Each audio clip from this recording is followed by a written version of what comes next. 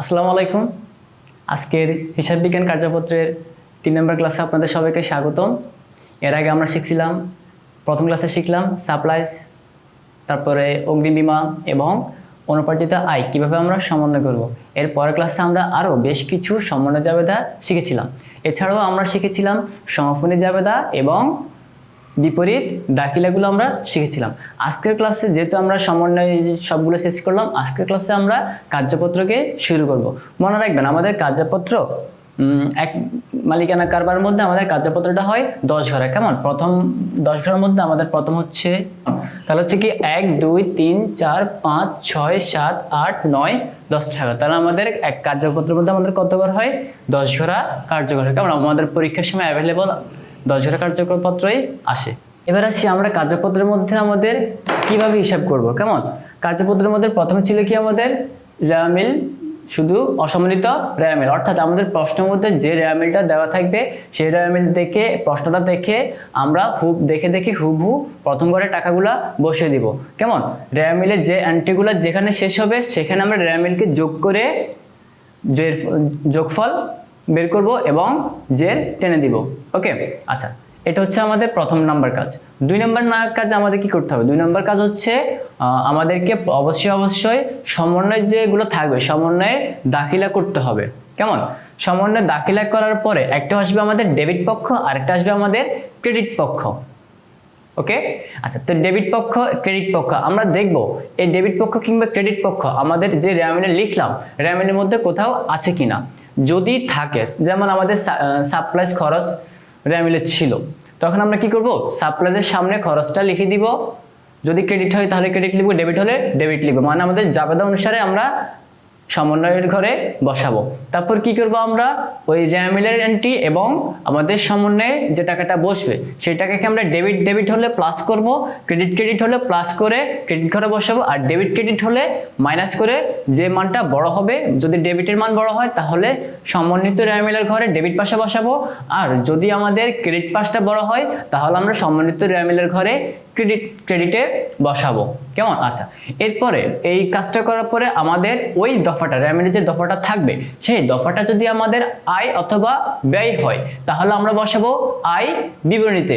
আয় হলে আয় বিবরণীর ক্রেডিট পাশে, আর ব্যয় হলে আয় বিবরণীর ডেবিট পাশে বসাবো। ওকে, আচ্ছা, ওই দফাটা যদি আমাদের সম্পদ কিংবা দায় হয় সেক্ষেত্রে আমরা কি করবো? সেক্ষেত্রে হচ্ছে আমাদের যে উদ্বৃত্তপত্র কিংবা আর্থিক অবস্থার বিবরণী আছে সেইখানে বসাবো। যদি সম্পদ হয় তাহলে আমরা ডেবিট পাশে বসাবো, আর যদি আমাদের দায় কিংবা মালিকানা সত্ত্বেরও কোনো অংশ হয় তাহলে হচ্ছে আমরা ক্রেডিট পাশে বসাবো। কেমন? তাহলে আমরা 1 নম্বর কাজ শিখলাম, 2 নম্বর কাজ শিখলাম কিভাবে আমরা কার্যপত্র তৈরি করব। আচ্ছা, তাহলে আমরা 2 নম্বর পর্যন্ত শিখলাম। এবার হচ্ছে আমাদের 3 নম্বর কাজ। 3 নম্বর কাজটা হচ্ছে কি, আমরা আগে কি করলাম, যে এন্ট্রিগুলো রেওয়ামিলে ছিল তার সামনে আমরা লিখলাম ডেবিট ক্রেডিট অনুযায়ী।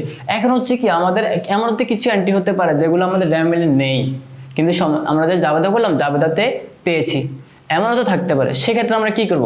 সেক্ষেত্রে হচ্ছে আমরা রেওয়ামিল বরাবর আমাদের যে বিবরণী ঘর থাকবে সেই বিবরণীতে আমরা ওই দফাটা লিখবো, দফাটা লিখে ডিরেক্ট সমন্বয়ের ঘরে চলে যাব। কোথায়? রেওয়ামিলের যোগফল যেখানে করছিলাম তার নিচে আমরা ওই হিসাবটা লিখে সমন্বয়ের ঘরে লিখব।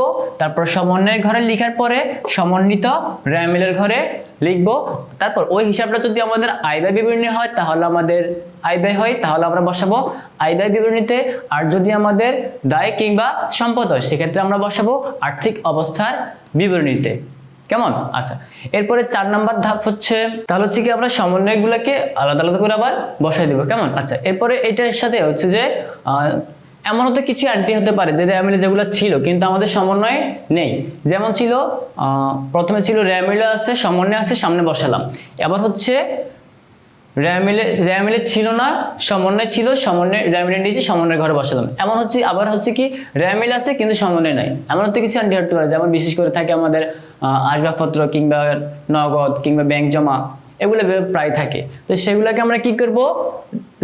সমন্বিত রেওয়ামিলের ঘরে না বসিয়ে সমন্বয়ের ঘরে না বসিয়ে ডিরেক্ট সমন্বিত রেওয়ামিলের ঘরে বসাবো। তারপর ওই এন্ট্রিটা যদি আমাদের আয় কিংবা ব্যয় হয় আমরা বসাবো আয় ব্যয় বিবরণীতে, আর যদি আমাদের দায় কিংবা সম্পদ হয় সেক্ষেত্রে আমরা বসাবো আর্থিক অবস্থার বিবরণীতে।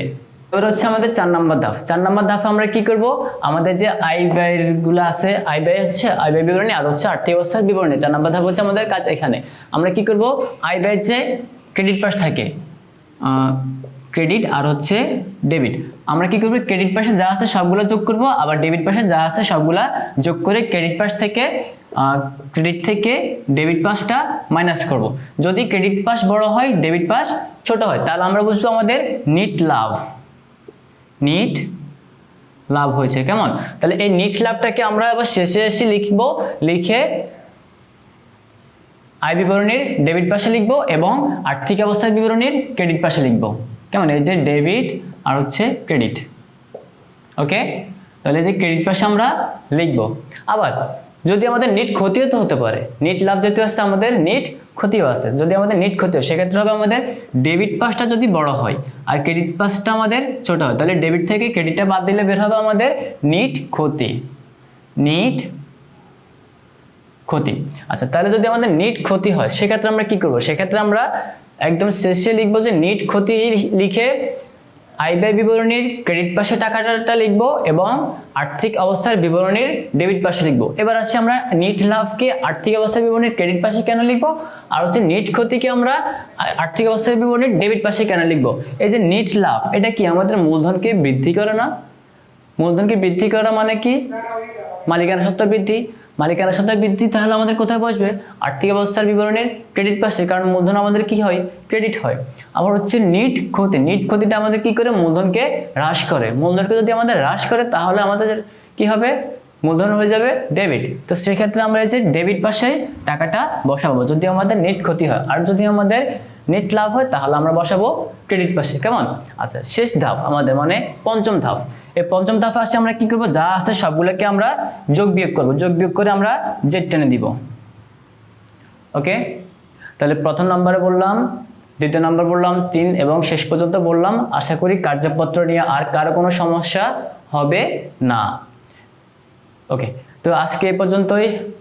কার্যপত্র আপনারা আর বাসা আরো বেশি বেশি করে প্র্যাকটিস করবেন, যেভাবে রুলসগুলো দিলাম এগুলো ফলো করবেন। এগুলো ফলো করে আপনারা কার্যপত্রগুলো করবেন, আপনাদের আশা করি কোনো সমস্যা হবে না। তো আজকে আপনাদের এ পর্যন্তই। আপনাদের সকলে দীর্ঘ কামনা করছি। সবাই ভালো থাকবেন, সুস্থ থাকবেন, ইবাদতের মাঝে থাকবেন, মা বাবার খেদমত করবেন। আসসালামু আলাইকুম।